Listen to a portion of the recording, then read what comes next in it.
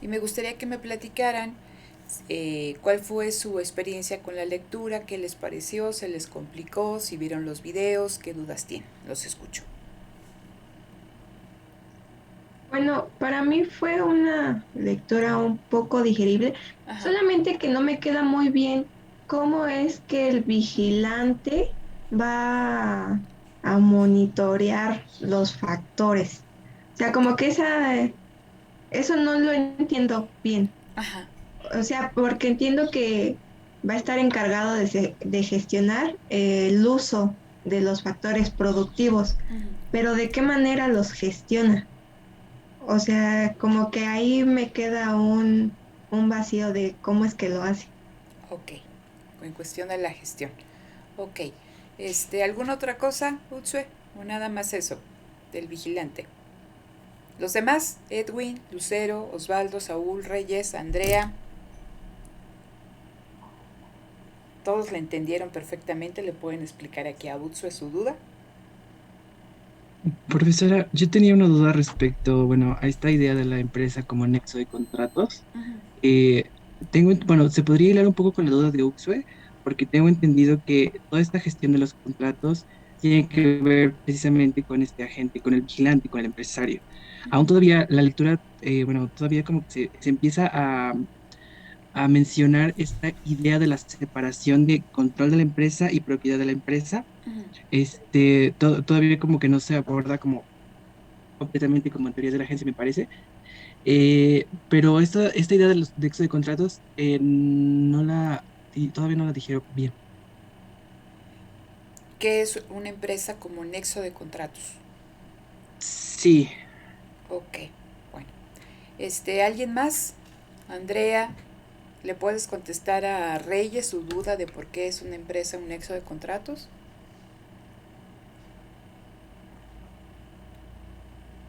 Voy a estar con Andrea como la del lobo. ¿Estás ahí? ¿Estás ahí, Andrea? Profesora, deme un segundito. Deme. Problemas ahí, técnicos. A ver, Edwin, tú, empresa como nexo de contratos. ¿Y por qué no preguntan? A ver, esta es la segunda vez que la toma Edwin, ¿no? La segunda vez que la tomó Osvaldo, ¿no? Aquí también en la cuestión de Reyes. Entonces, si hay dudas, pues o sea, la están cursando para externar sus dudas, pero no preguntan, ¿no? Entonces, así poco podemos avanzar. Osvaldo, ¿entiendes esta cuestión de por qué es la empresa como nexo de contratos?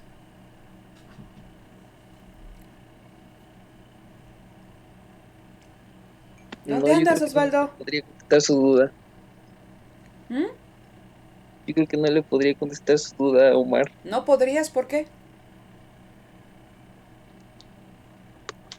Es que creo que le ven a la empresa como nexo de contratos únicamente porque la veían solo de ese modo, ¿no? Que de esa parte solo se dedicaba o sea, que la empresa únicamente se dedicaba a contratar. No tiene nada que ver. Si siguen así, no van a pasar otra vez el examen y no los quiero ver por tercera vez aquí. ¿Sale? En serio, no los quiero ver. O sea, yo ya los puedo ver aquí, me encanta ver, ¿no? Pero yo creo que no es, no es la idea. Entonces, ¿por qué cuando estamos viendo esta idea con Williamson de la empresa como nexo de contratos y pregunto, ¿tienen dudas? Nadie tiene dudas. ¿Todos entendieron? Todos entendieron. Y tienen unas lagunas bien importantes y ustedes saben que en el examen se explica, a ver, con detalle dime estas cosas y nadie pregunta. A ver, Saúl, Sí, yo tengo aquí que la empresa como es un nexo de contratos por su naturaleza que favorece a la reducción de la incertidumbre. explícamelo ¿O como no? si lo fueras a explicar a tu abuelita porque no te entendí. O sea, imagínate que Eh, tu abuelita te pregunta, a ver, Saúl, explícame por qué en este contexto se ve a la empresa como un nexo de contratos.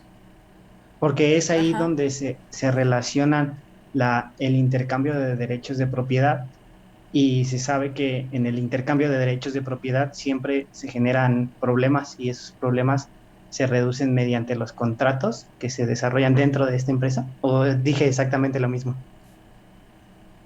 The same. Yo creo que tu abuelita I, no te entendió. I don't know how to explain. Espiégate, mi querido Saúl. Es que como que, o sea, tengo como que la idea, pero no sé decir por qué esta forma en la que se hacen los contratos dentro de ellos. O sea, sí sé por qué, pero no sé cómo explicarlo. Pues a ver cómo lo explican, Es- porque viene el examen y lo tienen que explicar. Entonces no me ajá. pueden poner, Saúl, es que sí sé, pero no sé cómo explicárselo aquí en el examen. Porque fíjense, antes hacía mucho exámenes orales, ¿no? Entonces, a ver, les hacía las preguntas y me tenían in situ, así que estar contestando. Yo creo que también va a ser así para ver si si podemos avanzar por ese lado. A ver, voy a compartirles el pizarrón, ¿sale?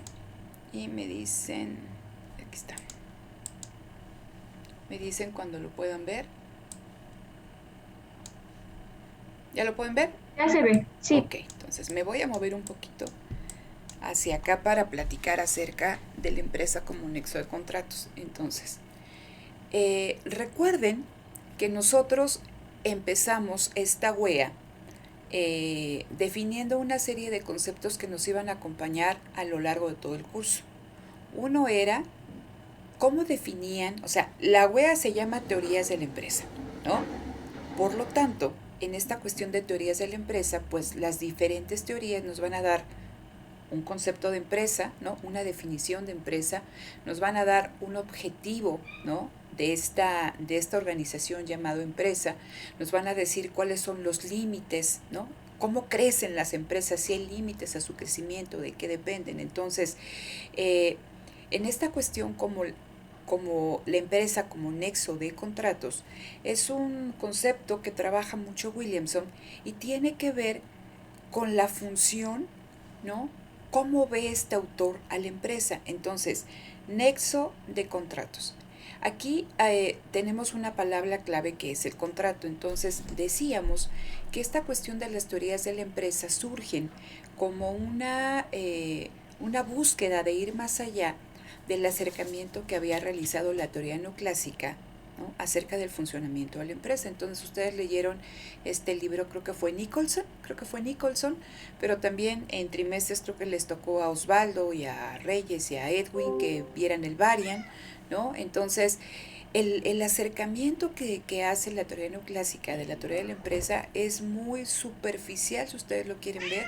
Únicamente nos hablan de la empresa en condiciones de competencia perfecta, que ya las hemos enumerado un montón de veces, ¿no? Que ahí no sucede nada, es el mundo perfecto, donde hay información, no cuesta, no hay incertidumbre, todos conocemos todo, las técnicas, las empresas son del mismo tamaño, productos homogéneos, misma tecnología, ¿no? Tomadores de precios. Estábamos hablando también en esta cuestión de que dadas estas condiciones, los contratos son automáticos, es decir, no importa a quién le compras, a quién le vendes, es un bien heterogéneo, nadie tiene poder de mercado.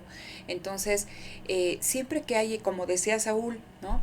Siempre que hay el intercambio de un bien o servicio, lo que se está intercambiando más allá de la cuestión física o la prestación del servicio, estamos intercambiando derechos de propiedad. Entonces, en este mundo perfecto de la racionalidad perfecta, el conocimiento, la información, ¿no? Pues no existe incertidumbre respecto a las ganancias del comercio. Y cuando hablo de las ganancias del comercio es que tanto el comprador como el vendedor, ¿no? Intercambian ambos para ganar, ¿no? Entonces es esta cuestión de que en equilibrio coinciden los intereses del comprador y del vendedor. Y al ser Pareto eficiente, nadie está mejor que nadie. Eso lo han visto en sus cursos de microeconomía. Entonces, lo que hemos visto a lo largo y con Ghost que empezábamos, acuérdense, y esto es importante y es una crítica a este enfoque, porque ellos decían, queremos ver qué sucede dentro de la empresa, ¿no? Porque se queda cortita la teoría neoclásica. Entonces, ellos, ¿no? En esta lógica de ver qué sucede dentro de la empresa, desafortunadamente también se quedan en cuestiones de intercambio, ¿no? O sea, no nos dicen realmente qué está sucediendo dentro de la empresa, cómo se toman decisiones. Recuerden lo que nos decía Coase, ¿no? Hay algo que se llama empresa, que surge como una alternativa de coordinación al mercado. Entonces les decía, ¿qué es que no existen empresas en el mercado? Decíamos, a ver, no el tipo de empresa que trataba de explicar Coase. ¿no? De acuerdo a la teoría neoclásica, eran empresas especializadas, ¿no? Que intercambiaban unas con otras y que daban profundidad a ese mercado. Y lo que veía Coase era que las empresas dejaban de intercambiar y poco iban internalizando actividades, ¿no? Entonces, de esa empresa nos está hablando. Entonces decía, ¿por qué existen estas empresas? Dice, porque existe algo que se llama los costos de transacción, ¿sí? Entonces, los costos de transacción existen porque, pues, ¿no? Conocer la información. Recuerden que aquí, en esta cuestión del mercado, aquí lo voy a poner, en esta cuestión del mercado, y tengo aquí al comprador y tengo aquí al vendedor, la única información que necesitan para tomar sus decisiones está contenida en los precios, ¿sí? Entonces, si este es el comprador, esta persona, ¿no? Tiene que tener, o sea, a ver, para tomar su decisión debe conocer los precios de todos los bienes y servicios que satisfacen sus necesidades, ¿no? De todos los bienes y servicios que están comprendidos en una canasta, para elegir la canasta que maximice su utilidad, ¿no? En el lado del comprador. Y del lado del vendedor, ¿no? Eso tiene que ver con la cuestión de la completitud, lo que ustedes veían ahí, ¿no? En microeconomía. Y cuando vemos del lado del vendedor, del productor, este productor necesita factores de producción para realizar el proceso que ellos hagan, el bien que ellos estén haciendo. Entonces, la lógica sería que necesita comprar esos factores de producción y que conoce todos los precios de todos los factores que integran, ¿no? Esa canasta del productor, y que entonces, cuando elige cierta combinación de los factores productivos, se sobreentiende que ya realizó con esta cuestión de la racionalidad, ¿no? Que ya realizó todo un comparativo y que lo que elige es lo que maximice su beneficio, ¿sí? Entonces, lo único que necesitan compradores y vendedores para interactuar en el mercado y para que se materialicen las ganancias del comercio es conocer los precios. Pero nos dice Coase, a ver, ¿sí? Lamentablemente dice, conocer los precios relevantes tiene un costo, ¿no? Entonces echaba por la borda un supuesto neoclásico en el sentido de que la información está disponible y que es gratuita. Entonces, si tiene costo, esto también trae implícito la cuestión de que no todos los agentes van a poder acceder a esa información y se van a presentar asimetrías de información. No lo dice como tal con el concepto de asimetrías de información. Entonces, cuando existen asimetrías de información, que uno sabe cosas que el otro no sabe, ¿no? Ya no estamos hablando de esa certeza, ¿no? Sino que se va a presentar incertidumbre. Porque no sabes, ¿no? Si el que tiene otra información adicional a la que tú tienes se va a querer aprovechar, ¿no? Apropiarse de parte de tus ganancias en el comercio. Y entonces tenemos aquí el papel de los contratos. Esto no implica, chicos, que aquí en el mundo neoclásico, en los supuestos neoclásicos, no existan contratos. Lo dijimos, hay un contrato, pero este contrato es automático, no importa a quién le compro, a quién le vendo, no importa. Entonces, nos dice Coase, ¿no? Primero, conocer los precios relevantes para tomar las decisiones cuesta. Y puede ser rentable que se vayan desarrollando organismos que recopilen esa información y que la pongan a disposición, ¿no? de otros agentes que toman decisiones, porque acuérdense cuál es su definición de empresa. Nos dice, dentro de la empresa, si aquí, ¿no? En el mercado se da la cooperación inconsciente, dentro de la empresa se va a dar una cooperación consciente. Y esa cooperación consciente va a estar orquestada por alguien que se llama, ¿no? El empresario, o dependiendo de ahí que no sea el empresario o el administrador, que es el que se encarga de coordinar, de asignar los recursos dentro de esta empresa. Eso fue algo que ya hemos trabajado un montón y me preocupa porque vamos en la 6ª semana y no puede ser que sigan teniendo esas dudas. Entonces, cuando estábamos hablando de estas cuestiones, es que en el mercado, recuerden que hay tres preguntas básicas. Esto es de intro a la micro, no sé cómo se llamaba cuando ustedes lo vieron. ¿Qué producir, cómo producir y para quién producir? Entonces, bajo esta lógica, ¿no? El qué producir lo decide esa sociedad en función de cómo cambian las preferencias en la demanda, ¿no? Acuérdense, vieron los determinantes de la demanda y de la oferta en sus clases de micro, ¿no? Entonces, eso se decide en el mercado, el qué producir, en qué cantidades, ¿no? Y bajo esta cuestión, pues todas las empresas de competencia perfecta, todos producen de la misma forma, con las mismas cantidades, pero el qué producir, ¿no? Se determina en el mercado y cómo se asignan los factores productivos. Entonces, puede ser que esa sociedad valore, ¿no? Que se produzcan más computadoras que bicicletas, ¿no? Aumentan las preferencias, entonces se asignan los recursos a esa cuestión, ¿no? A la producción de computadoras. Dentro de la empresa, es lo que decía Coase, la asignación de los recursos no tiene nada que ver con cambios en los precios relativos en el mercado.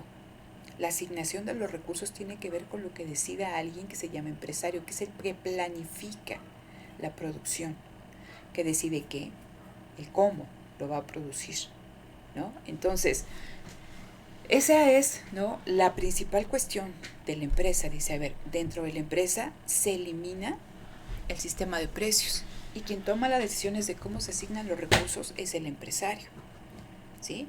Entonces, dada esta cuestión que acabamos de platicar aquí, toma importancia, ¿no? O sea, se hace relevante el papel de los contratos. O sea, aquí hay un contrato, pero este contrato de acá no me sirve, porque estamos hablando de asimetrías de información y lo veíamos con Williamson, ¿no? Que él dice, a ver, existen asimetrías de información y si a eso le añadimos que en el mundo real lo que se intercambia no son bienes homogéneos, sino heterogéneos, esto es la especificidad del activo, si le añadimos esta cuestión de la incertidumbre, ¿no? La cuestión de la especificidad, la frecuencia con la que realizamos la actividad, ¿no? La presencia de racionalidad limitada, es decir, no tenemos esa capacidad o sea, ni existe la información, ¿no? Y la poca que nos llega, pues la vamos a procesar de acuerdo a nuestro conocimiento, a nuestra capacidad cognitiva, y nos podemos equivocar al tomar una decisión, ¿no? La racionalidad limitada. Y luego también tenemos aquí problemas, ahora sí, de oportunismo, ¿no? De que alguien se quiera aprovechar en su propio, o sea, en la búsqueda de su propio interés del otro. Entonces dice, toman relevancia los contratos para tratar de qué, no de eliminar, sino de reducir la incertidumbre en torno al intercambio. Y ya Williamson nos dice, ¿no? Existen, ¿no? O sea, toda esa incertidumbre se va a reflejar en los costos de transacción. Por eso son los costos de transar, los costos de intercambiar. Entonces dice, a ver, ¿cuál es la cuestión aquí? ¿No? Minimizar la incertidumbre. ¿De qué manera los contratos me permiten a mí minimizar la incertidumbre? ¿De qué manera los contratos me permiten minimizar los costos de transacción? ¿Sí? Entonces, recuerden lo que veíamos, ¿no? Entonces dice, a ver, aquí, dadas estas condiciones en el mercado, los costos de transacción son muy altos. ¿Sí? Entonces, ¿qué hace la empresa? En esta empresa verticalmente integrada, se aleja del mercado. Aquí se van a generar costos burocráticos, porque lo platicábamos en la sesión pasada. Aquí se eliminan los mercados, o sea, se elimina el mercado, ¿no? Se suprime el mercado, mejor dicho, pero se crean mercados dentro de la empresa. Hay un comprador y hay un vendedor. Entonces, imagínense, y lo poníamos, por ejemplo, con los autos. Si yo antes compraba las pantallas táctiles que llevan el auto a una empresa especializada, pues ahora yo generé una división dentro de la empresa que va a producir esas pantallas táctiles. Hay alguien que compra y hay alguien que vende dentro de la empresa. ¿Cuál es la diferencia? Que en teoría aquí comparten la misma visión, comparten el mismo interés, ¿sí? Pero se tiene que gestionar, se tiene que vigilar, que llevar a cabo la producción de esa pantalla ahora dentro de la empresa. Entonces se van a generar costos burocráticos. Pero esos eran los dos extremos que nos daba Coase, ¿no? Si la empresa veía que los costos de transacción eran altos, o sea, los costos que generaba toda esta incertidumbre, La empresa se alejaba del mercado e internalizaba la actividad. Pero con Williamson nos da dos etapas intermedias. Nos habla de la contratación neoclásica y nos habla de la contratación bilateral. Y decíamos, pasamos de los grandes números a los números pequeños, ¿no? Aquí, ¿no? Y luego aquí una relación 1-1. Y aquí prácticamente la empresa es la que produce. O sea, ¿de qué va? O sea, ¿qué va a estar detrás de que elijamos la contratación neoclásica o la contratación bilateral? La especificidad, la frecuencia, el riesgo del oportunismo, el riesgo de la racionalidad limitada. Andrea, ¿podrías apagar tu micrófono, por favor? ¿No? Entonces dice, en función de esto, la empresa va a hacer ese contraste, costos de transacción, costos burocráticos, ¿no? Y entonces, si los costos de transacción exceden, o sea, aquí, si yo me muevo para acá, los costos de transacción se reducen. Si yo me muevo para acá, los costos de transacción se reducen. Y aquí no existen costos de transacción, pero existen costos burocráticos. Entonces, la empresa siempre va a estar haciendo, ¿no? este comparativo. Ahora, detrás de todo esto hay algo que se llama un contrato, ¿sí? Y entonces, los contratos, a medida que nos movemos hacia acá, en estas dos etapas intermedias, van a ser cada vez más específicos, ¿sí? Y entonces, si decimos que hay costos por contratar, la existencia de este tipo de contratación va a hacer que los contratos, aquí acuérdense, ¿no? Quiero un clavo, voy y lo compro, un contrato. Quiero contratar a Edwin por 4 horas, voy y lo contrato. Andrea por 10, entonces contratos automáticos. Pero si estamos diciendo que existe todo este contexto de incertidumbre, la contratación puede ser muy costosa. Entonces, dice, se busca, ¿no?, reducir los costos de contratar. Y va a surgir la empresa porque dice, a ver, si aquí la empresa hacía, ¿no?, contratos con un montón, ¿no?, aquí el contrato va a ser con 5 proveedores. Aquí el contrato es 1-1. Y aquí los contratos, aquí va a haber contratos dentro de la empresa, porque decimos que el empresario, en esta cuestión de la cooperación planificada, va a poner a trabajar a un montón de factores productivos dentro de su empresa. Ahí está. Y entonces, ¿no?, este empresario es el nexo común. Imagínense que yo los contrato, ¿sí? Y yo les hago un contrato a cada quien. Ustedes son factores productivos que están en mercadotecnia, en ventas, en producción, ¿no?, en ingeniería, en diseño. Son factores productivos que están ahí. Y tienen un contrato. ¿Cuál es su elemento común? El empresario. Entonces, tengo que, dentro de la empresa, ¿sí?, vemos a la empresa como un nexo de contratos con los factores productivos, que los hace cooperar de manera planificada, en la búsqueda de un propio interés. Y estos contratos, con toda esta cuestión de la incertidumbre, pues van a ser contratos generales, y lo platicamos, cuando tú te pones a trabajar, te dan como que los lineamientos de lo que tienes que hacer, pero las cosas no son específicas. Los contratos se van modificando a lo largo del tiempo, dentro de la empresa, pero también fuera. Lo vimos con la transformación intertemporal, ¿sí? Y decíamos que una de las cosas más importantes que debe tener el contrato es la capacidad de adaptarse a los cambios. Entonces el contrato se va adaptando, pero vemos que aquí la empresa es relevante en el sentido de que permite, a través de los contratos, minimizar los costos de transacción, y que tienen que ser contratos cada vez más específicos, ¿no?, en términos de la negociación, de la redacción, de las cláusulas, de las salvaguardas y todo esto que hay que se ponen para llevar adelante la transacción. Entonces, aquí en esta relación 1-1, para transar, para cooperar, ¿no?, podemos hacer un contrato. Dice que puede haber un intercambio de rehenes, ¿no? ¿Qué quiere decir? Que yo pongo dinero y tú pones dinero, ¿no?, que vamos en una operación conjunta, que yo te presto mi infraestructura para que tú hagas esto, ¿no?, y tú me permites a mí, a través de tu servicio logístico, hacer ciertas cosas. Entonces, es buscar el ganar a través del contrato.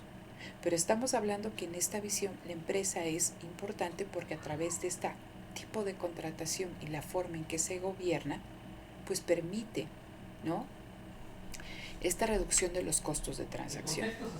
Y dentro de la empresa lo estamos viendo, ¿no? El empresario genera contratos con los factores productivos que están cooperando dentro de la empresa y se convierte en el elemento común.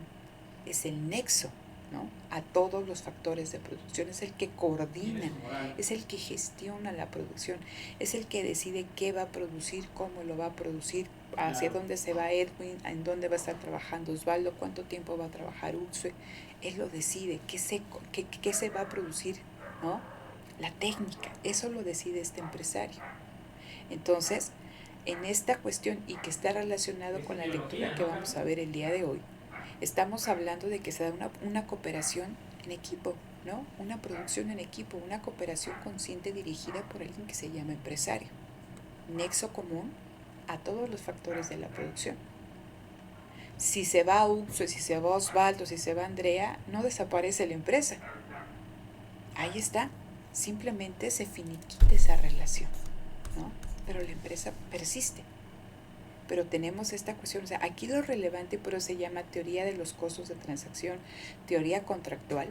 Lo relevante son los contratos y ver a la empresa como ese nexo de contratos, ¿no?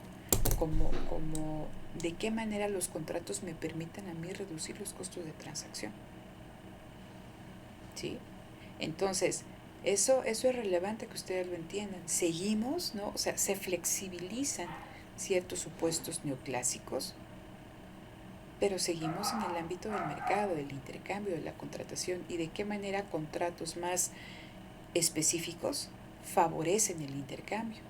Si ya empezaron a leer este documento, y lo platicamos en su momento, ¿no? Este documento de Acemoglu, a los contratos se une la visión de North, ¿no? Las reglas, ¿no?, que rijan la interacción de los seres humanos, de los individuos, ¿no? Entonces ya está el contrato, a ver, ok, pero esos contratos también tienen un marco jurídico, un marco legal. Entonces debe de existir ese marco jurídico que se expresa en todos los lineamientos contenidos en los contratos, de las leyes a las que se acoge, pero también tiene que haber un marco legislativo que permita que se cumplan esos contratos, que se protejan los derechos de propiedad. Entonces, pero seguimos bajo la misma lógica, ¿no? Lo planteaba Nord, y ustedes, si ya empezaron a leer ahí Acemoglu, el mismo Acemoglu lo dice, ¿no? El marco institucional, las leyes, los reglamentos, costumbres, ¿no? Leyes formales, normas formales o informales. Entonces, todo eso me permite a mí como individuo tener confianza en que si yo intercambio en el mercado, voy a tener ganancias. Eso, o sea, hacia eso voy. Seguimos bajo la misma lógica de que la asignación más eficiente se da a través del mercado. Pero hay que crear ese marco, ¿no?, institucional, los contratos, toda esta cuestión, para que la gente se anime, ¿no?, los individuos se animen a intercambiar. Si está bien especificado el marco institucional, ¿sí?, los costos de la contratación también se reducen, y por lo tanto los costos de transacción. Eso lo explica North, ¿no?, en toda esa parte del libro. Entonces, seguimos hablando de la primacía del mercado. Lo que es diferente con estos autores es que se alejan en esta lectura un poquito de lo que sucede en el mercado y se van hacia lo que sucede en la empresa detrás, ¿no?, de la cooperación en equipo. Pero no sé si hasta acá les haya quedado claro esta cuestión, o alguien tiene todavía dudas. Por mi parte ya no, profesora. Ok, los demás, Osvaldo, Saúl, Edwin.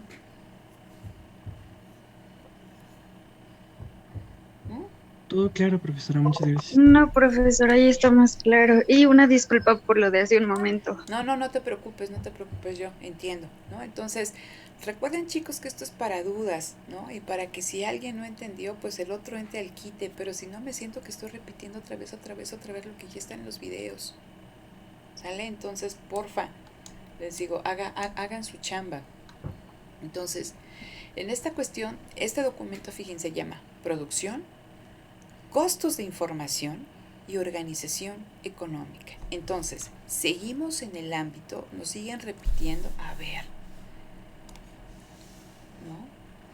La información importa, pero la información no es gratuita, ¿sale? Entonces, ¿qué problemas genera, ¿no?, hacernos de esta información? Y si estamos hablando de costos, recuerden la visión aquí, es que es minimizar los costos. ¿De qué manera la empresa minimiza sus costos de producción? Pero en este caso, ¿de qué manera la empresa puede minimizar sus costos de información? Entonces, vamos a hablar de la producción en equipo. Y ahí ustedes tienen en la diapositiva se ven varias personas que están ahí como en una área de producción, ¿no? Se ven algunos, como de traje, ¿no? Algunas personas operativas ahí con sus cestos, alguien ahí el de la gorra que está más sport, se ve alguna aquí que está a ser como de la secretaria, no sé, hay un montón de gente que por su ropa, ¿no?, pues están en diferentes áreas. Entonces, todas esas personas, aún estando en diferentes áreas, su trabajo, ¿sí? Si ustedes ven, compran un iPhone, pues detrás de la producción está así toda la gente, pero no ven lo que hace cada una, o sea, cada una de estas personas. Lo que ustedes ven es el bien, ¿sí? O cuando ustedes van a un concierto, reciben el servicio, pero detrás de de un concierto está lo que hace el artista, pero está el acondicionamiento del escenario, simplemente con la producción del artista, ¿no? Hay los ingenieros de sonido, los ingenieros de luces, los que están ahí atentos con las... Es un mundo de gente. Lo que ustedes reciben es el servicio concierto, pero no saben todo lo que se hizo detrás para que se diera ese concierto. Y lo mismo con cualquier bien. No saben todo lo que hay detrás para que ustedes tengan en la mano el bien que tienen, el que sea en su casa, ¿no? Entonces hay la cooperación de un grupo de individuos que en teoría comparten un mismo interés. ¿Sale? Entonces, vamos a adentrarnos un poquito acerca de esto. Una de las cuestiones importantes, aquí se los pongo. Sí. Recuerden que nosotros hablábamos que toda esta cuestión es bien importante. Si estamos hablando de mercados, estamos hablando de especialización, ¿sí? Entonces, la especialización tiene que ver con la división del trabajo, y lo platicamos en el caso de Smith, que nosotros normalmente entendemos la división del trabajo dentro de la empresa. Lo que él decía era la importancia de la especialización dentro de la industria, ¿sí? Y lo platicábamos, que una empresa haga la piel, que otra empresa se encargue de cubrir el volante, que otra empresa haga el volante, que otra empresa, ¿no? Ya está el volante, ahora que le ponga toda esta cuestión eléctrica, ¿no? Entonces son empresas especializadas que están cooperando, especialización cooperativa. Y esa especialización cooperativa, la división del trabajo, tiene entre sus virtudes, ¿no? Dice, aumentar la productividad. ¿Sí? No es lo mismo que lo haga una empresa, en esta lógica, que lo hagan distintas empresas. Cada una aumenta la productividad. Y entonces dice, son organizaciones que facilitan la cooperación. Dice, ¿qué beneficios tiene la especialización productiva? ¿Sí? Esto lo podemos ver al interior de la empresa o a través de los mercados. Entonces, si lo vemos en términos de un mercado, pues la especialización productiva aumenta la eficiencia, aumenta la productividad, contribuye al crecimiento económico. Si lo vemos dentro de la empresa, pues entonces veo toda esta cuestión, ¿no? Que dentro de la empresa están estos mercados. Hay diferentes factores productivos cooperando, ¿no?, de manera consciente, y hay alguien que se llama empresario, que es el que se encarga de que todos cooperen, ¿vale? Entonces, y les decía, el principal problema cuando nosotros, ¿no?, tenemos un bien o un servicio resultado de la producción de una empresa, es que vemos el bien o vemos el servicio, pero no sabemos cuál fue la contribución de cada uno de estos factores a la producción. Yo les había dejado de tarea que me dijeran en la visión neoclásica cómo se le paga o cómo se calcula la retribución de los factores productivos en el proceso de producción. ¿Quién me dice? La moral, doctor, es como la justicia, la determinan los hombres. Depende de su productividad marginal, individual. Entonces, ¿no? Lo primero que nos dicen, gracias Reyes, ¿no? Lo primero que, y ya Reyes, pues porque ella cursó conmigo, entonces ya me escuchó como merólico, así como ustedes me escuchan. Entonces, de acuerdo a esta cuestión, ustedes saben que el salario, ¿no?, de un trabajador está en función, el pago está en función de su productividad. Si es más productivo, pues más salario, si es menos productivo, menos salario. Entonces, cuando estamos hablando de productividad, estamos hablando de cuál es la contribución, de la contribución real de ese factor productivo al proceso. Entonces, imaginemos que nosotros hacemos zapatos, es una empresa donde se hacen zapatos. Entonces, si Uxue en una hora hizo 10 zapatos, en una hora Saúl hizo 5, en una hora Andrea hizo 15 y en una hora Reyes hizo 2, ¿sí? De acuerdo a esta lógica, pues yo sería, o sea, yo tengo esa información, yo veo qué hizo cada quien y entonces en función de eso sería el salario, ¿sale? Pero estamos pensando como en esta cuestión de destajo. Había una crítica de Marx, ¿no?, en esta cuestión a esta idea clásica y decían, es que no es cierto. Si al trabajador se le pagara en función de su productividad no habría ganancia. Lo que se le paga al trabajador es por la reposición de la fuerza de trabajo, pero no se le paga por su trabajo, que son cosas distintas. Si fuera esta lógica, si alguien produce 10, yo te pago tu trabajo, ¿no? Pero, o sea, dice, no, se le paga reponer la fuerza de trabajo, más no se le paga su trabajo. Ok. Entonces, de acuerdo a esta cuestión, si estamos en una empresa y han trabajado, si todos están dentro de una categoría, todos reciben un salario. Entonces, ese salario se paga a si Uxue haya hecho 10, Saúl 2, Andrea 15, Reyes 20, ¿no? Todos reciben ese salario. Y aquí entramos a un problema, ¿no? Si entendemos, si seguimos bajo la lógica de que al trabajador se le paga en función de su productividad. ¿Cómo le hace? O sea, tal parece que la empresa, ojo y pongan atención en esto, tal parece que la empresa de manera automática, de manera mágica, tiene la información respecto a la productividad de cada uno de los factores productivos, como si no costara, ¿sí? Porque para saber qué hace cada uno de ustedes, yo tengo que, ¿qué? ¿Qué tengo que hacer? Supervisarnos, vigilarnos para identificar cuánto producimos, Exactamente, ¿no? Supervisar, identificar qué hace cada uno de ellos. Y eso me genera costos. Porque de menos, si yo quiero ver qué hacen en todo el día, pues me tengo que quedar ahí. Entonces hay un tiempo, ¿no? Costo en tiempo, pero también un costo en lo que yo voy a dejar de hacer. Entonces, esa es la principal crítica que se hace aquí. Si ustedes leyeron, y por eso les decía, oigan, ¿qué entendieron? ¿No? Respecto a esto. Ay, me dice, pues está bien entendible esta, ¿no, maestra? Pero a la hora de la hora, híjole. A ver, entonces, eso ténganlo en mente, ¿no? Tal parece que a la empresa no le cuesta ningún recurso monetario de tiempo humano, ¿no?, conocer la productividad de cada uno de los factores de la producción. Esa es la principal idea, ¿sale?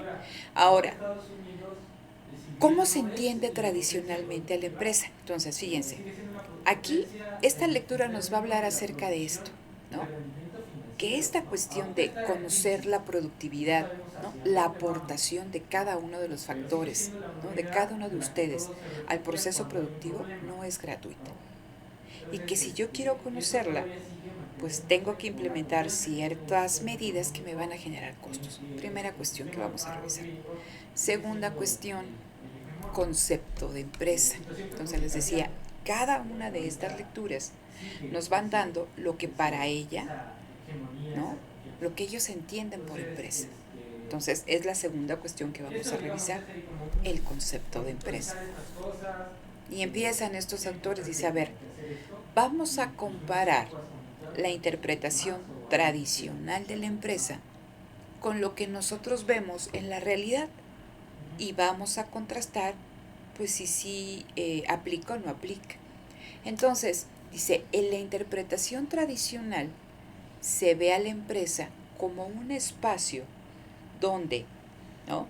Se coordinan diferentes procesos productivos, se resuelven problemas y todo eso se logra porque existe alguien, el director de su escuela, ¿no? El empresario, que asigna, resuelve problemas haciendo uso de ¿qué? De su autoridad, ¿no? Él es la autoridad dentro de la empresa. Y entonces, para resolver todos los problemas que están dentro de la empresa, haciendo gala de esta autoridad, este empresario puede implementar, aplicar diversas acciones disciplinarias. Te da órdenes, ¿no? Entonces, lo que ellos destacan es que en esta visión tradicional de la empresa, la función del empresario es que dar órdenes, hacer uso de esa jerarquía, ¿no? De la autoridad que se le ha conferido y disciplinar a los factores de la producción. ¿Sale? ¿Hasta ahí vamos bien? Ese es lo que se ve del lado tradicional. Y dicen los autores, esto no es cierto. Dice, esto es falso. ¿Por qué?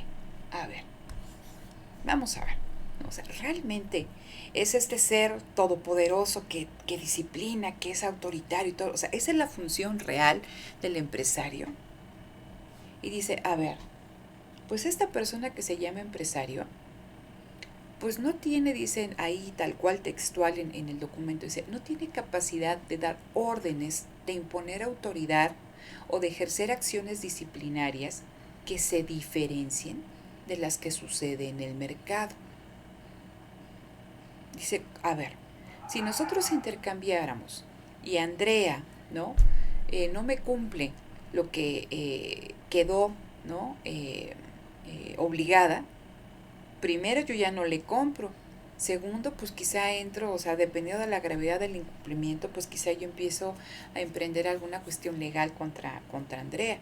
Pero la principal cuestión ahí disciplinaria que se hace en el mercado es que tú ya no le compras a esa persona, ¿no? Te vas con otro proveedor. Entonces dice, a ver, bajo esta lógica, pues lo único que puede hacer dentro del empresario o es demandar a Reyes o correr a Reyes. Entonces dice, no se diferencia mucho de lo que sucede en el mercado. Por eso dice aquí, el empresario solo puede penalizar, negando la celebración de negocios futuros o llevando a los tribunales cualquier incumplimiento de los términos del contrato. Entonces, lo único que puede hacer el empresario es despedir o demandar, sea que lo veamos dentro de la empresa, ¿no? Este empresario es el nexo con un montón de factores de la producción, ¿no? Aquí hay un contrato, hay contratos dentro de la empresa, o bien fuera una relación bilateral, o bien una relación de pequeños números, ¿sale? Lo que ya platicamos. Entonces, el empresario, la empresa es nexo de contratos. Dice entonces, pues estamos en las mismas, porque si en el mercado, ¿no?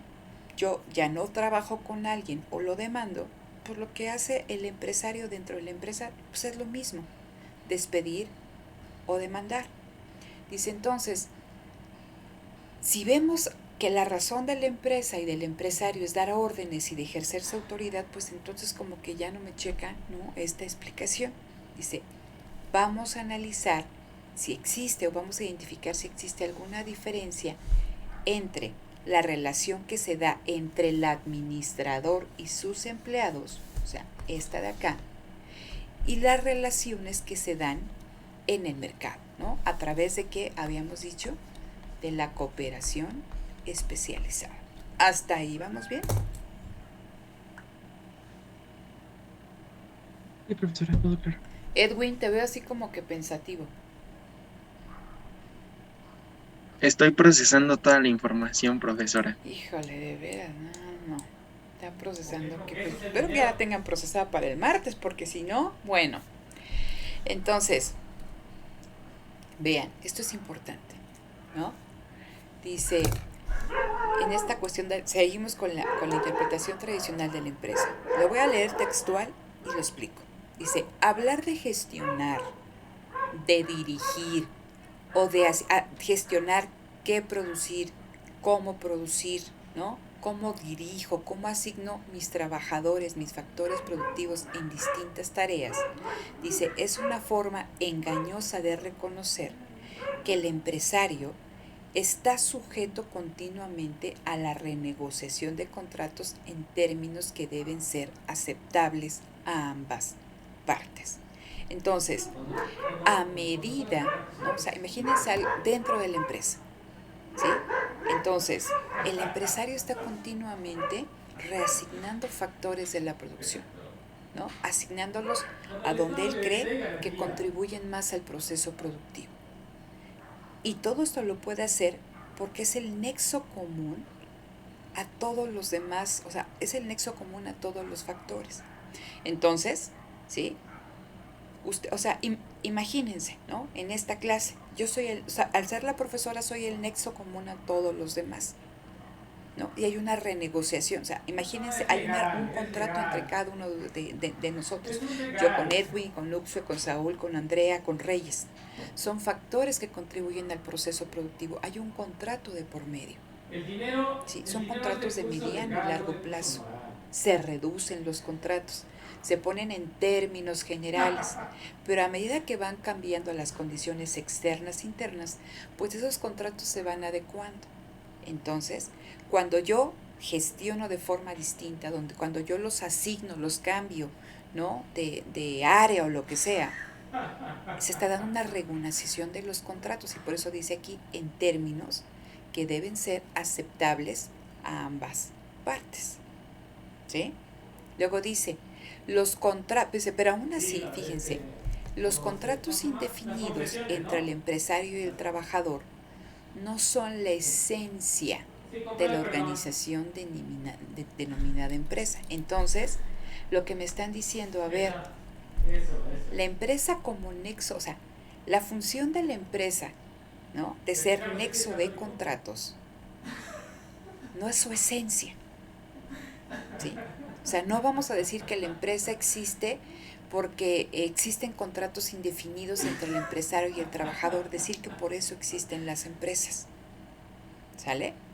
Dice aquí, la diferencia en la relación entre el administrador y sus empleados y las relaciones en el mercado reside en la utilización de los factores y la posición centralizada que ocupa una de las partes en los acuerdos contractuales con los demás factores. Él es un agente contractual centralizado en un proceso productivo en equipo. Y esto es clave. Dice, no una especie de directivo autoritario o poder disciplinario. Entonces, vean, vamos a pensar dentro de la empresa. Aquí está el empresario y aquí tengo a los diferentes factores de la producción, diseminados en los distintos áreas, ¿no? Entonces, este es el nexo común a todos, ¿no? Y él los pone a cooperar, él los asigna como quiera, ¿sale? Entonces dice aquí, recuerden que en la visión tradicional, él gestiona todos estos factores a través de la autoridad, de la disciplina, ¿sí? Los contrata o lo despide. La pregunta que traemos aquí es, ¿cuál es la diferencia entre esto, ¿no? y las relaciones que se dan entre el mercado, ¿no? entre empresas que cooperan de forma especializada? Dice, a ver, dice la diferencia en la relación entre el administrador y sus empleados y las relaciones de mercado reside en la utilización en equipo de los factores y la posición centralizada que ocupa una de las partes. Lo que nos están diciendo los autores es, a ver, la importancia de lo que sucede dentro de la empresa no es porque se resuelvan órdenes a través de la autoridad, de la disciplina, no. Es que esta persona se encuentre en la punta de la jerarquía, ¿no? Esta posición centralizada permite generar procesos de cooperación planificada, ¿sí? O sea, una cooperación consciente. Permite el trabajo en equipo, ¿sí? Que es más allá que la suma de las partes, ¿no? O sea, los beneficios que trae el trabajo en equipo. Entonces, o sea, ven al empresario en otra dimensión, no en una dimensión autoritaria, disciplinaria. Ven al empresario como, ¿no? Que ese nexo que tiene con todos los factores le permite ponerlos a trabajar en equipo, ¿sí? Y que eso va a traer ganancias muy importantes en términos de productividad y de eficiencia dentro de la empresa. Entonces, por eso subraya aquí, el empresario es un agente contractual centralizado. ¿Por qué me dicen que es un agente contractual centralizado, Saúl? Perdón, ¿me escuché? ¿Por qué me dicen que el empresario es un agente contractual centralizado?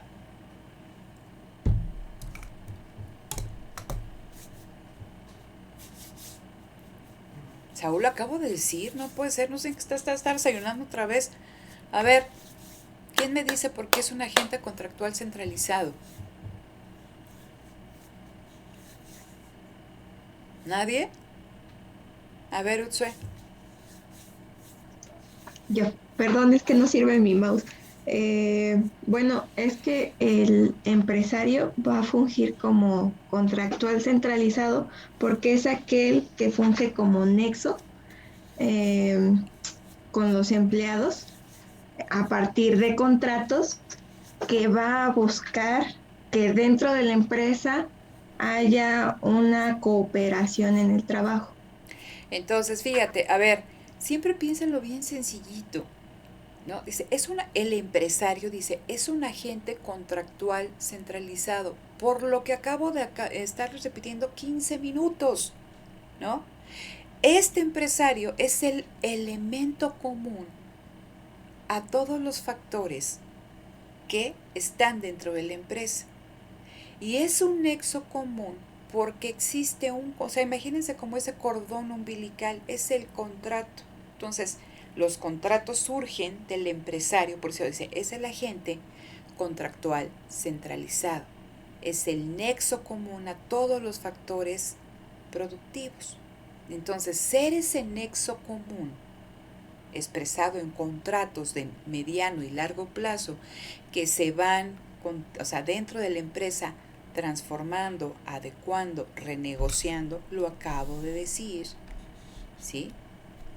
Favorece el proceso productivo en equipo, favorece, ¿no?, las ganancias de productividad, la eficiencia. Entonces, más allá de que lo veamos como una interpretación, como que es el director, ¿no?, que disciplina, que ordena, es una persona, es un director de orquesta que pone a todos los miembros de la orquesta a trabajar, ¿sí?, a producir en equipo.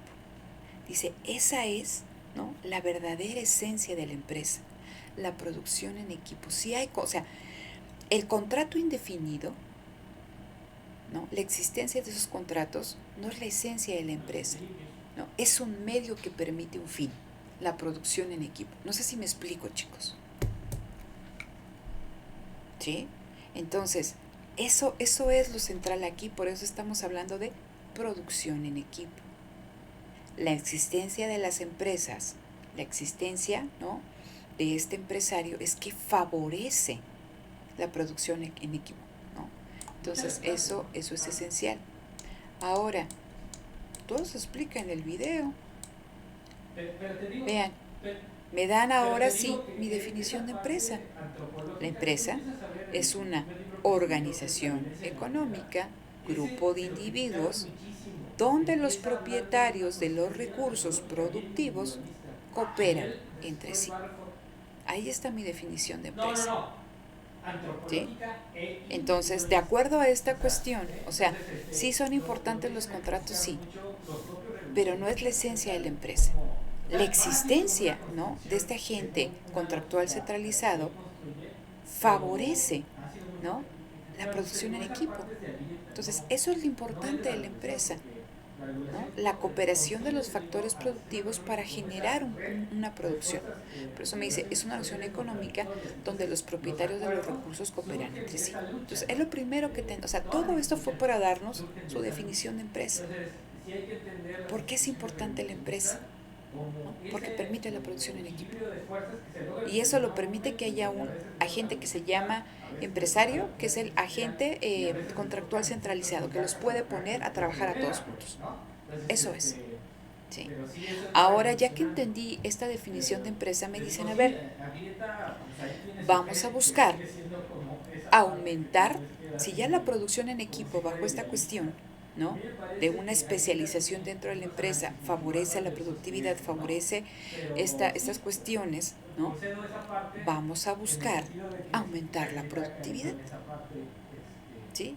Entonces, imagínense que yo soy el empresario, al ser el agente contractual centralizado, los puedo a todos a poner a chambear en equipo.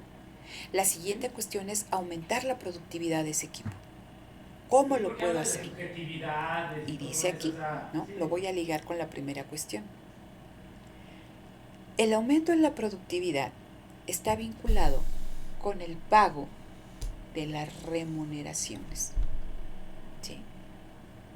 Es decir, yo voy a privilegiar que ustedes aumenten, que mi equipo aumente su productividad a través de la remuneración del pago que le hago a cada uno de los factores. A ver, esto es esencial.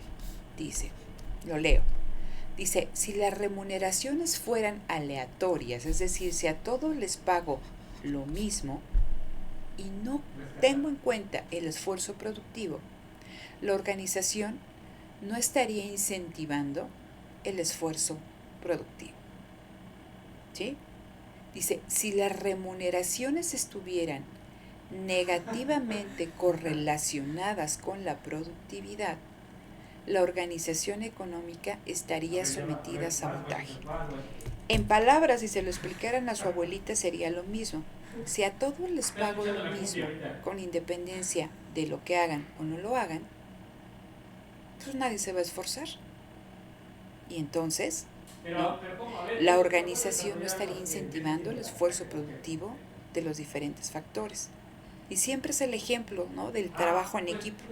Ustedes lo saben a lo largo de toda la carrera.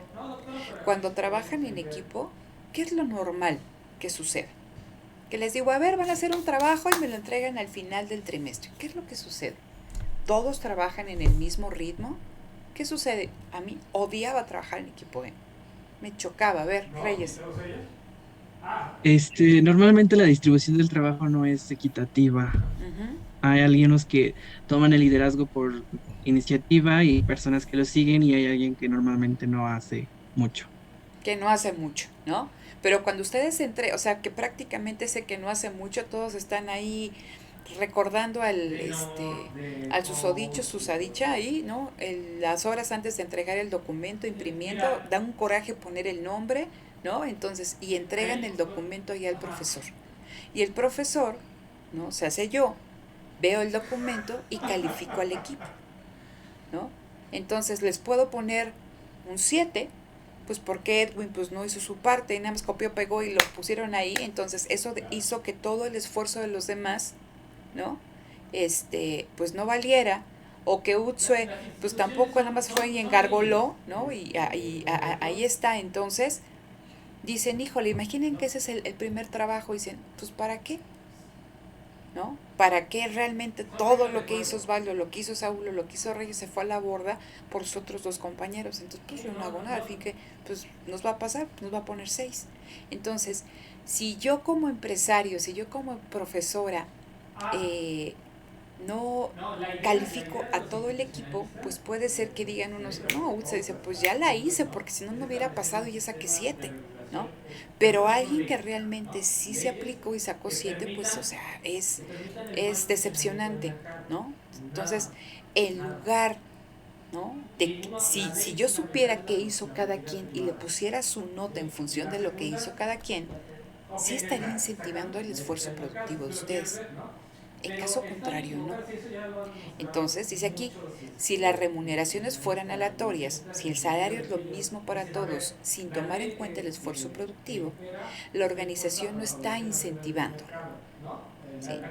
Dice, si las remuneraciones están negativamente correlacionadas con la productividad, es decir, que hay un salario, ¿no?, que se paga independientemente de que una persona sea sumamente productivo, la organización económica va a estar sometido a sabotaje, porque dice, pues esto no pinta nada bien en un futuro. Entonces dice, ¿qué es lo que se le va a exigir a esta organización económica llamada empresa? 2 cosas: medir la productividad de los recursos, ¿no? Identificar, medir la contribución de cada uno de ustedes a los factores productivos. Y lo segundo, establecer un esquema de remuneraciones que incentive el trabajo y que desincentive, ¿no?, este esfuerzo de, no me acuerdo cómo lo traduce el documento, remolonear, ¿no?, de polizonte. O sea, aquí el que se fa del free rider, ¿no? Así de que me voy ahí de a pechito y como que hago y que trabajo y que los demás le chamben, ¿no? Entonces, las remuneraciones tienen que ser capaces de desincentivar este tipo de comportamientos y de premiar, ¿no?, a aquellos que realmente están comprometidos con la organización llamada empresa. Pero para hacerlo, primero tengo que, ¿no?, identificar qué hace cada uno de ustedes y tengo que medir. Y medir, estimados, es costoso, ¿sale? ¿Por qué las empresas, o sea, y recuerdo que que en una ocasión venía yo de la universidad para casa, venía un Uber y el conductor me venía explicando que en sus tiempos libres él se dedicaba, trabajaba en una empresa donde hacían estas cuestiones como de fumigación en las tiendas de conveniencia, llámese Oxxo y toda esta cuestión, ¿no? Entonces, pero venía echando liebres ahí contra su compañero, ¿no?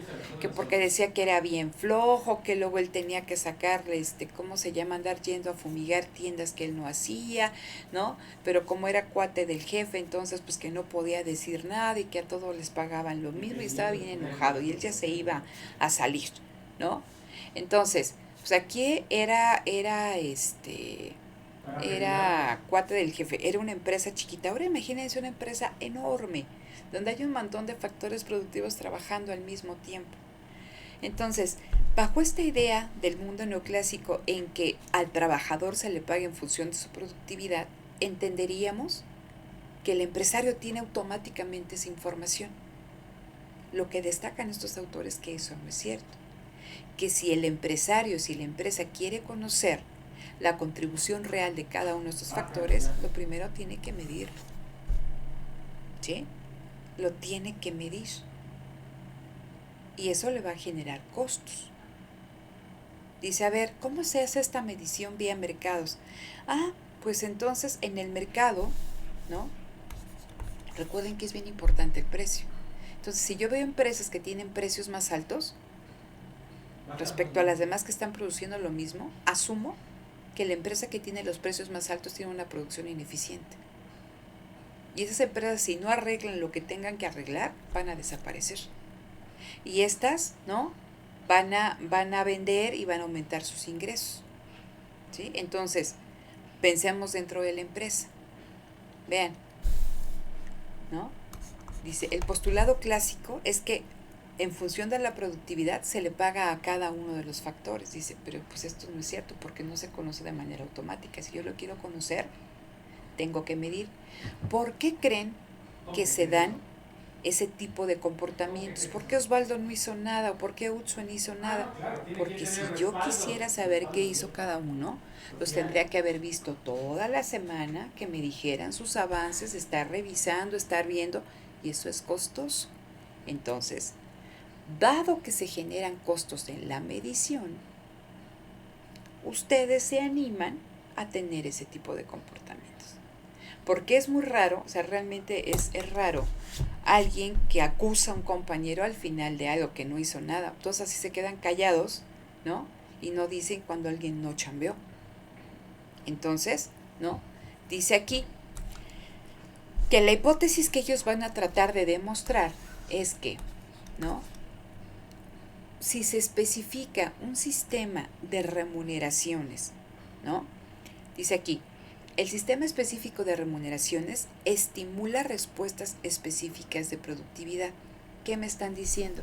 Que en función, ¿no?, del salario que se ponga, se va a aumentar la productividad o que va a disminuir la productividad. Entonces es bien importante, ¿no?, que la empresa tenga un sistema de remuneraciones que estimule la productividad. Pero para eso va primero que tener que identificar la productividad de cada uno de sus factores. ¿Hasta aquí vamos bien? ¿Alguna duda? Chicos, yo ya voy a cambiar la estrategia de verdad después de esta sesión, y les digo, me sentiría mal si no tuvieran ustedes esta información. Tienen a veces hasta para cada wea 2 videos, 3 videos, y ahí están. Yo no sé si no los están viendo, pero no es posible que tenga que repetir la clase. De veras, no es posible que tenga que repetir la clase. Porque de entrada, o no han leído, o no explican y se quedan con esta cuestión pasiva. Esto se acuerdan de mí, les va a tener un costo bien importante en su vida profesional si siguen así. Bien grave, ¿no? Entonces, ahí ya es decisión de cada quien, ¿no? Entonces vean, dice aquí, en la producción en equipo es difícil, con la mera observación de la producción total, definir y valorar la contribución de cada individuo al producto total de los factores en cooperación. Porque dice aquí, por definición, la producción es labor de un equipo y no la suma de las producciones individualizables de cada uno de sus miembros. ¿Qué es lo que nos están diciendo? Ahí tenemos la producción en equipo, pero no sabemos, o sea, no puedo separar lo que hizo mercadotecnia, de lo que hizo ventas, de lo que hizo diseño, de lo que hizo producción, de lo que hizo logística. Ustedes tienen ahí la producción en equipo. No es simplemente la suma, es el trabajo de un equipo que genera, ¿no?, externalidades positivas, ¿no? O sea, que va más allá de lo que podría dar alguien de manera individual, ¿sí? Dice, porque en la producción en equipo se utilizan distintas clases de recursos, dice, y el producto no es una suma de producciones separables de cada recurso. Yo veo ahí, ¿no? Ven el concierto, pero no saben que hicieron un montón de gente detrás, ¿no? Que son, ¿no?, cosas bien especializadas, individuales. Ustedes ven el concierto, dices, híjole, ¿y cómo retribuyo a cada uno de estos factores? ¿Sí? Y dice aquí también, dice, no todos los recursos utilizados en una producción en equipo pertenecen a la misma persona. Estamos hablando de que no. Entonces, dice aquí, ¿no? Dice, el objetivo es analizar los tipos de organización, a las empresas, a los contratos, a los sistemas de información y remuneración utilizados por los propietarios de los recursos puestos, ¿no?, en equipo. Y aquí viene, ¿no? Aquí está. Esto es, simplemente nos dice la idea. Dice, no es barato de observar la productividad de cada uno de estos, ¿no?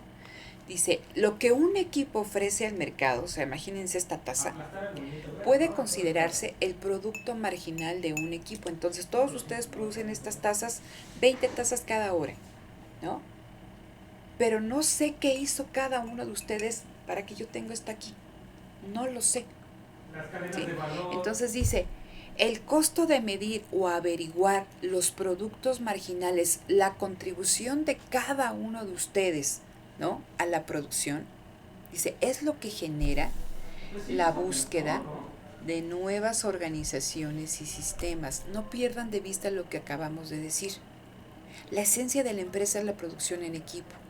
Los contratos, ¿no? Esta posición centralizada de la gente con los demás lo permite. Ahora, ¿cómo le hago para aumentar la eficiencia y la productividad de ese equipo? Entonces dice, ¿no? Todo tiene que ver con evaluar lo que hace cada uno de ellos, y en función de esto se van a estar, ¿no?, generando sistemas de medición, ¿no? Y va a surgir diferentes tipos de empresa.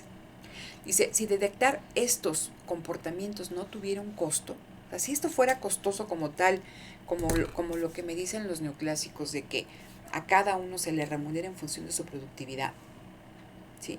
Dice, a ninguna de las partes le convendría tener un rendimiento bajo, porque no podrían descargar en otro el costo de sus deficiencias. Regreso al trabajo.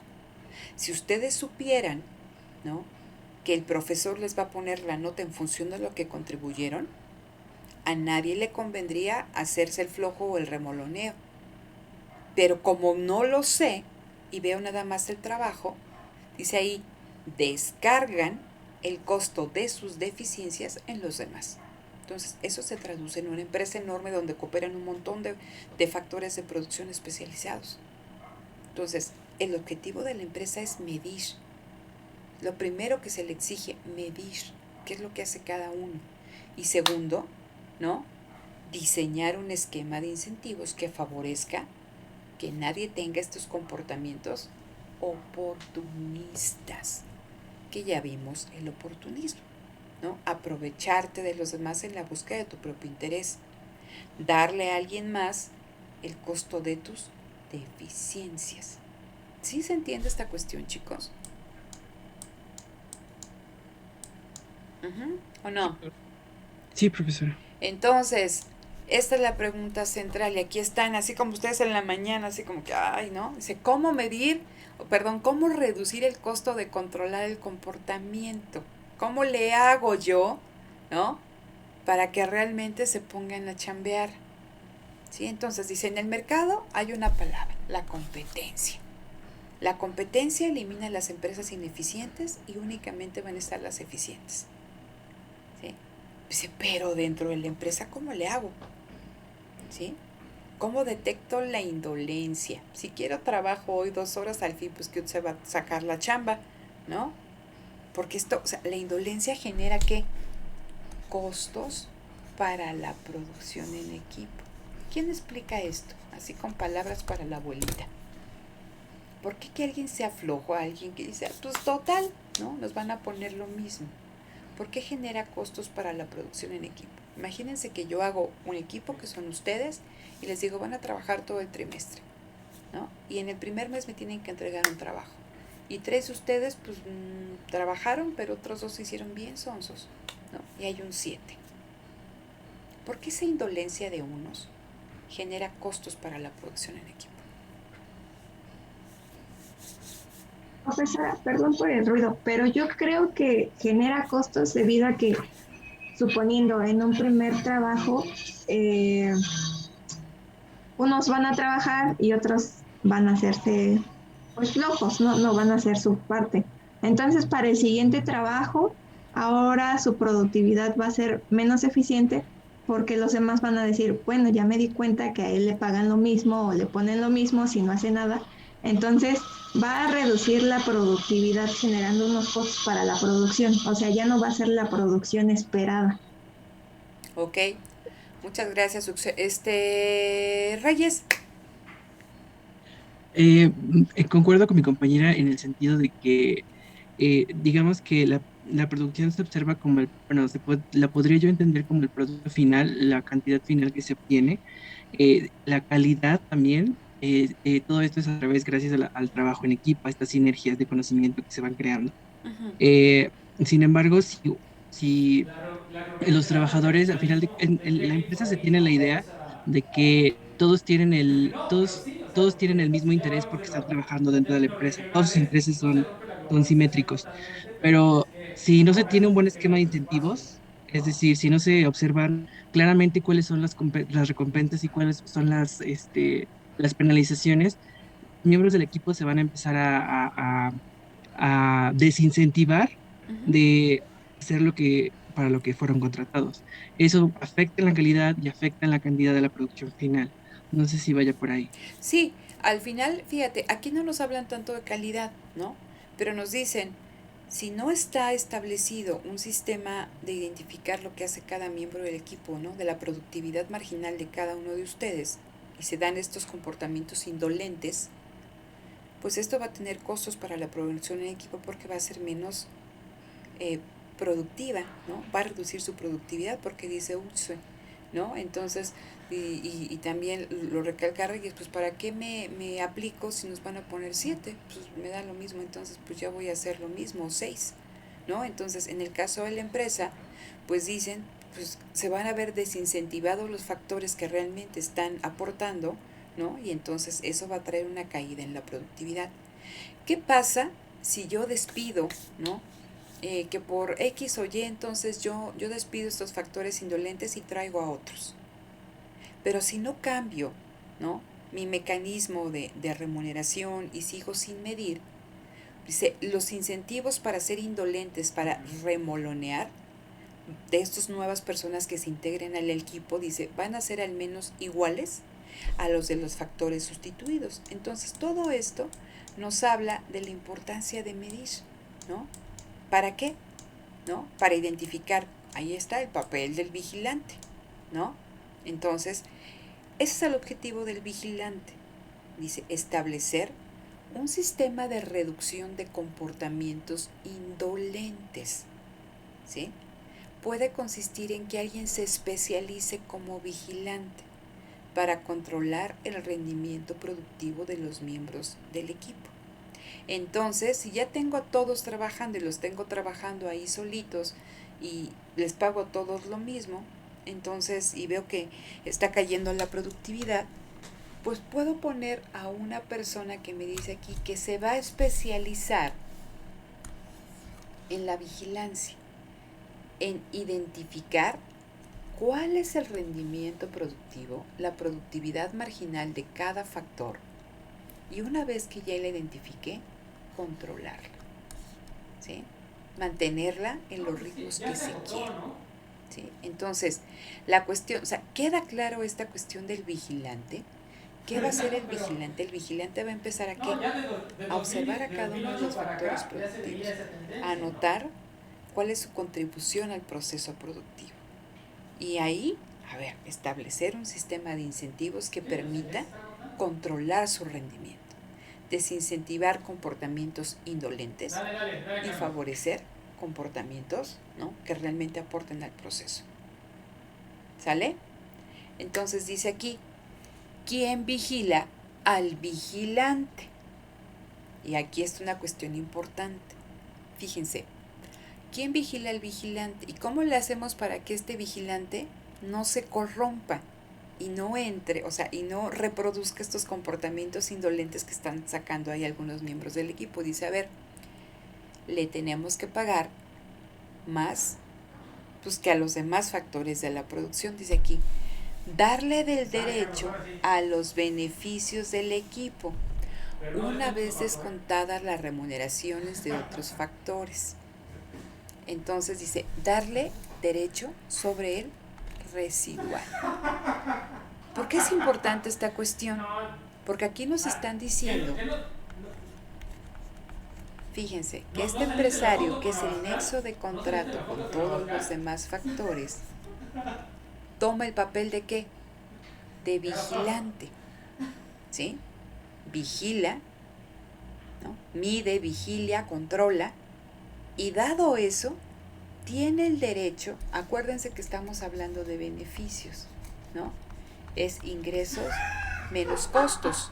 Entonces, aquí los costos, recuerden que son costos de producción, pero también son costos de medición, ya con esta cuestión que estamos hablando. Entonces, una vez que, ¿no? de los ingresos se quitan todos los costos, dice, esta persona que se especializa en la vigilancia tiene, ¿no? el derecho a apropiarse del residual.